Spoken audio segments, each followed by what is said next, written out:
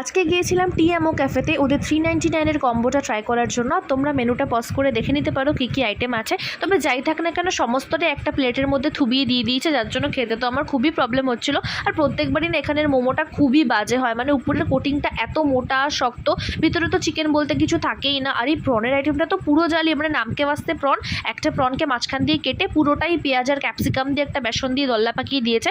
তো এই দুটো আইটেম বাদে বাকিগুলো খেতে মোটামুটি ভালোই, ট্রাই করতে পারো।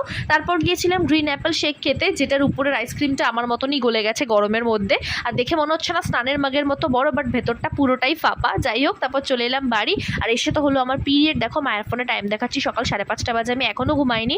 তারপরে মেডিসিনকে কোনোরকম একটু শুলাম। সকালবেলা এসেছিলো আমার এক্সফোলিয়েটিং গ্লাভস, যেটা এতটাই বাজে, মানে কোনো ডেড স্কিন সেল তো ওঠেনি, উল্টে আমার চামড়া উঠে গেছে ডলতে ডলতে, এতটা ফালতু কি বলবো।